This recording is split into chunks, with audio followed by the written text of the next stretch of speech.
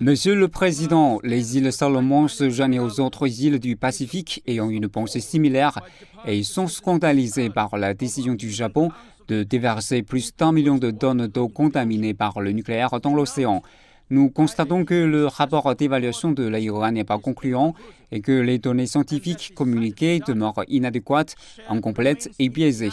Ces préoccupations ont été ignorées. Si l'eau contaminée par le nucléaire est sûre, alors elle devrait être stockée au Japon. Le fait qu'elle soit déversée dans l'océan montre qu'elle n'est pas sûre.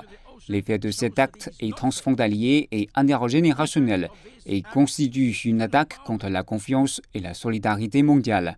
Cela intervient dans un contexte de critique internationale croissante à l'égard de la décision de rejet du Japon, avec de nombreuses manifestations tant dans le pays que dans les pays voisins. Le déversement de l'eau contaminée par le nucléaire en provenance de la centrale nucléaire accidentée de Fukushima Daiichi a officiellement débuté le 24 août. Le processus est prévu pour durer plus de 30 ans, impliquant environ 1,3 million de tonnes d'eau contaminée par le nucléaire. Les îles Salomon ainsi que d'autres pays insulaires du Pacifique ont exprimé leurs inquiétudes et lancé des appels pour mettre un terme au déversement jusqu'à la dernière minute, mais cela n'a eu que peu d'influence sur la décision du gouvernement japonais.